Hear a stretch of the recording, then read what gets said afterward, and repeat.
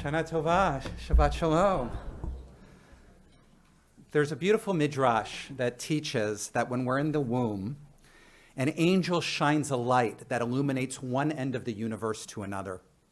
And in that illumination, we understand who we are and what we're meant to do in the world. It's crystal clear. And then when we're born, the angel touches the top of our lip, leaving the indentation that we all have, and we forget everything. We forget who we are, what we're meant to do. Growth, then, is a process of returning, of remembering, of coming home to ourselves. Why do we have to forget?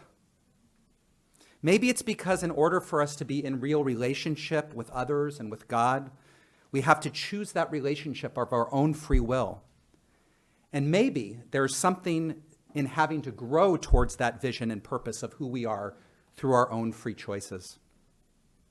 But I want to dig deeper. I want to explore why it's so difficult to return to our essence, to live fully and powerfully as we're meant to live.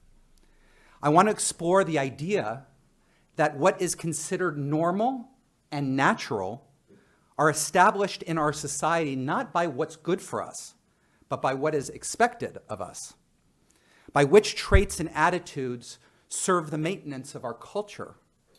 These are then enshrined as human nature, while deviations from this are then seen as abnormal. And following these ideas of what is normal and natural can create stress for us, illness, and disconnection from our very souls.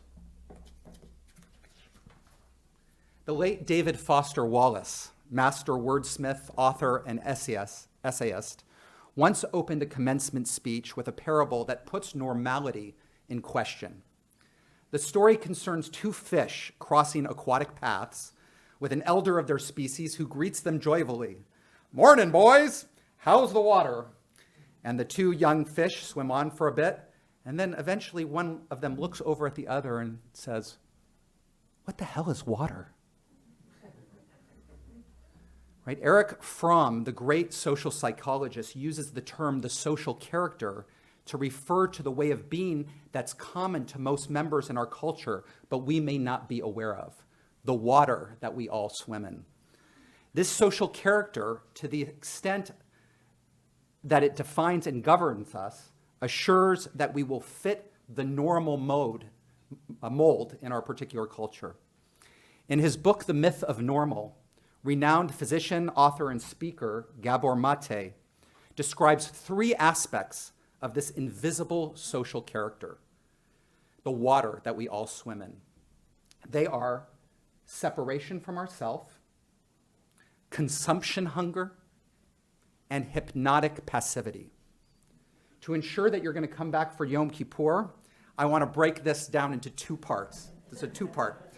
Today, we'll explore the separation from the self, and then on Yom Kippur, consumption hunger and hypnotic passivity. When we excessively identify with socially imposed duty, role, and responsibility at the expense of our own needs, we create stress, jeopardize health, and cause all kinds of difficulties in relationships.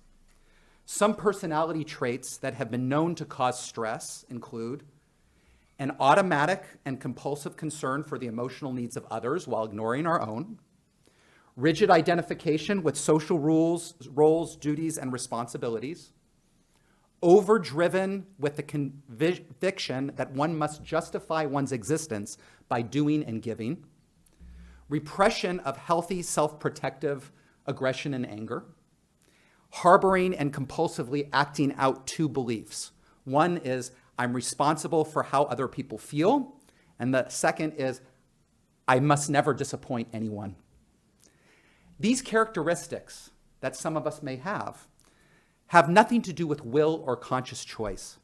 No one wakes up in the morning and decides, today I'll put the needs of the whole world foremost, disregarding my own. Or, I can't wait to stuff down all my anger and frustration with my boss and put on a happy face at work. Nor is anyone born with any of these traits. If you've ever met a newborn infant, you know that they have zero compunction about expressing their feelings, nor do they think twice about crying lest they inconvenience someone else. The reasons that these habits of personality, as we might call them, develop and grow to prominence in some people are both fascinating and sobering. At root, they're coping patterns, adaptations originally formed to preserve something essential and non-negotiable.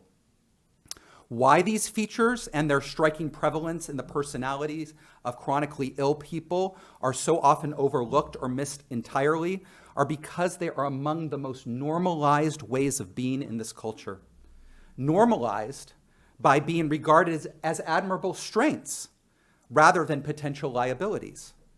These dangerously self-denying traits tend to fly under our radar because they're easily conflated with their healthy analogs, which like compassion or diligence, generosity, and so forth.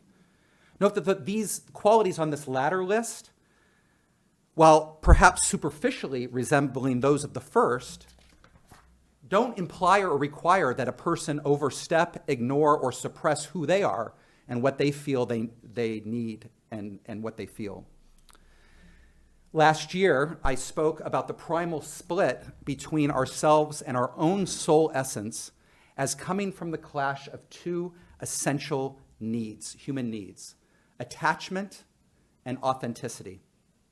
Attachment is the drive for closeness, proximity to others, in not only the physical but the emotional sense as well.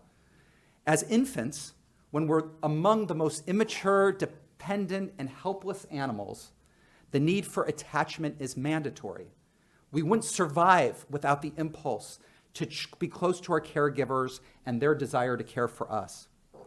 Our drive for attachment is mediated by vast and complex neural circuits governing and promoting behaviors designed to keep us close to those without whom we cannot live. And the need for attachment doesn't expire once we're out of diapers. It continues to motivate us throughout our lifespan. Studies have shown that our earliest attachment relationships, and crucially, the coping styles that we develop to maintain them, form the template for how we approach all our significant relationships. Long after we've grown out of the do or die phase, we carry them into our interactions with our spouses, our friends, our colleagues, into all aspects of our personal, social, and even political lives. Our mystics teach that the need for attachment goes even beyond the physical and the emotional, but to the spiritual. Our early Hasidic spiritual masters speak of the quality of devekut, being glued to God, as being the spiritual dimension of this core human need for attachment. The other core need is for authenticity, the quality of being true to oneself and the capacity to shape one's life from that truth. The elemental root of authenticity is the Greek autos, or self, closely related to author and authority. To be authentic is to be true to one's sense of self arising from one's own unique essence, to be plugged into this inner GPS and to navigate from it. A healthy sense of self does not preclude caring for others or being affected or influenced by them. It's not rigid, but it's expansive and inclusive. Authenticity only dictates that we be the true author and authority of our own life. The problem is not that we have these two needs, but that life often causes them to be in tension. What happens when our need for attachment is imperiled by our authenticity, our connection to what we truly feel? Children often receive this message that certain parts of themselves are acceptable while others are not. A dichotomy that, if internalized, leads to a split in one's sense of self. The statement, "Good children don't yell," spoken with annoyance, carries an unintended but effective thread. Angry children don't get loved. Being nice and working to be acceptable to the parent may become a child's way of survival. Or a child may internalize the idea that I'm only lovable when I'm doing things well. setting herself up for a life of perfection and rigid role identification, cutting her off from the vulnerable part of herself that needs to know that there's room to fail or even to just be unspectacularly ordinary and still get the love she needs. Although both of these needs are essential, there is a pecking order. In the first phase of life, attachment unfailingly tops the bill. So when the two come into conflict in a child's life, the outcome is mostly predetermined. If the choice is between a child hiding their feelings so that they can be taken care of, or being themselves at the risk of not having their needs met, they will choose the first option every time. We secure our physical and emotional survival by relinquishing who we are and how we feel. The fact that we don't consciously choose such coping mechanisms makes them all the more tenacious.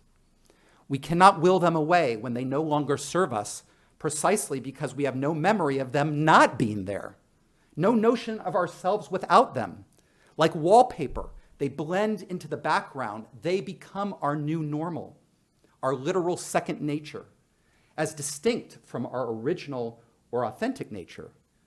As these patterns get wired into our nervous system, the perceived need to be what the world demands becomes entangled with our sense of who we are and how we seek love.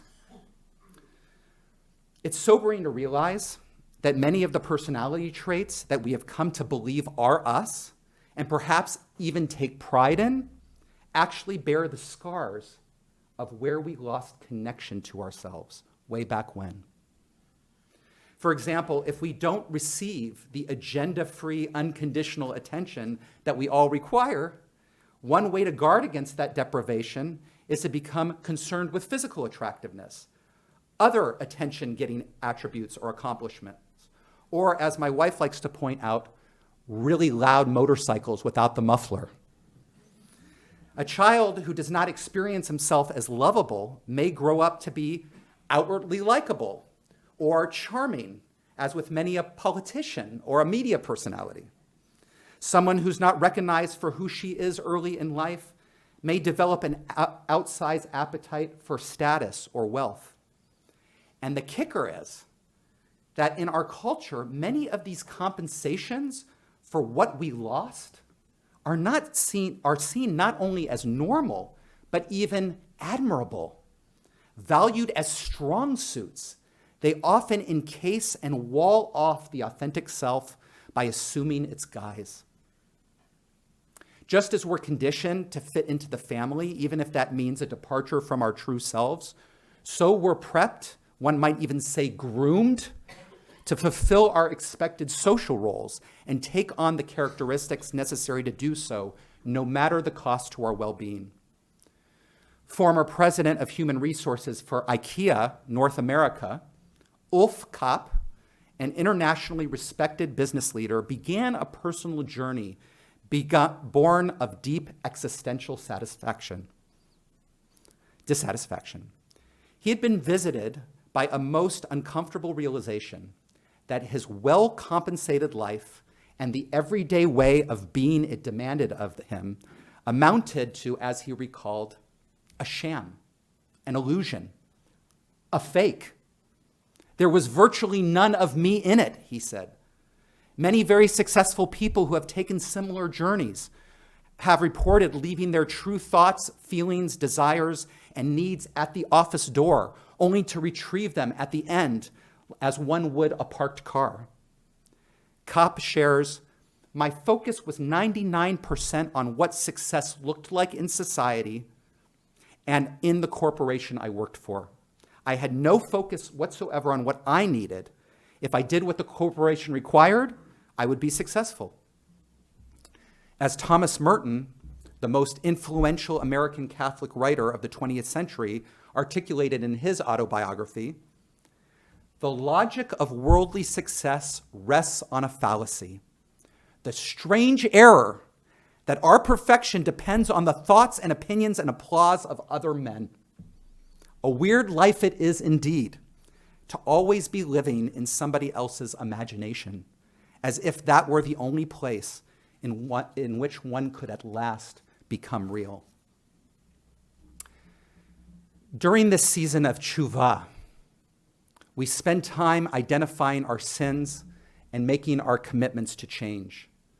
What defines a chet, a sin, as different than an avon or a pesha is that it's unintentional. How about if we include a new al chet to include in our personal liturgy for Yom Kippur? It would go like this: for the sin of unknowingly not being my authentic self and shining my unique light into the world by believing that I need to repress and compromise myself in order to stay connected to the people I love. And the process of tshuva, according to the Rambam Maimonides, the great 13th century rabbi and physician, is composed of 3 parts: acknowledging the sin, committing to change, and making a verbal confession to God. First, we need to be aware of what the sin is. In this case, we need to become aware of the personality traits or beliefs about ourselves and the world that compromise our authenticity. We can gain awareness of these dynamics by what Dr. Gabor Mate calls compassionate inquiry. If genuine, inquiry into ourselves is an open-ended exploration. It requires first and foremost humility, allowing that we do not already know the answer, or better yet, the real possibility that we haven't even yet happened on the right questions. The other piece of this is compassion. To inquire compassionately takes openness, patience, and generosity. In compassion, there's no exhortation that we should be other than the way we are, only an invitation to inquire into the what, how, and why of the beliefs and behaviors that don't serve us. Compassion is an attitude, not a feeling. And the attitude is one of inexhaustible non-judgment towards whatever we notice in ourselves. And when self-judgments arise, as they will inevitably do, we can stay curious about their origin without believing their content. So between Rosh Hashanah and Yom Kippur, I'd like you to consider doing some compassionate inquiry into the following questions. And I put these on a handout like this that you can pick up on your way out. It's just right out on the table there, and consider. The questions are: in my life's important areas, what am I not saying no to? How does my inability to say no impact my life? What bodily signals have I been overlooking? What symptoms have I been ignoring that could be warning signs were I to pay conscious attention? What's the hidden story behind my inability to say no? Where did I learn these stories? Where have I ignored or denied the yes that wants to be said? There is a second part to Rambam's first step of identifying the sin or the self-limiting thought in the process of tshuva. It's making sure that we're labeling it as a thought or belief and not as the truth. We could say to ourselves, I seem to believe that I'm responsible for everyone's feelings, or I'm having the thought that I need to be strong. Bringing conscious awareness to this step is vital because we're awakening the part of ourselves that can observe the mental content without identifying with it, acting as our own interested but impartial observer. According to Rambam, the second step of the teshuvah process is committing to not doing the sin again. But before even getting to this step, I think we need to go even deeper with the first step.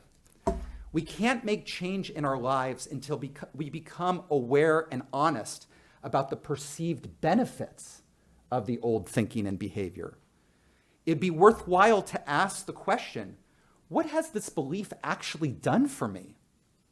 If we're dealing with the belief of being worthless, we might ask the question as, it's left me feeling ashamed and isolated. It's produced bitterness. It has stopped me from pursuing dreams, from taking risks, from experiencing intimate love. It's important to be specific about the net value of the unworthiness story, or whichever story you're working on in your relationship with your partner, your best friend, your boss, or anyone else. What happened yesterday when you allowed this belief to rule you? What happened last week?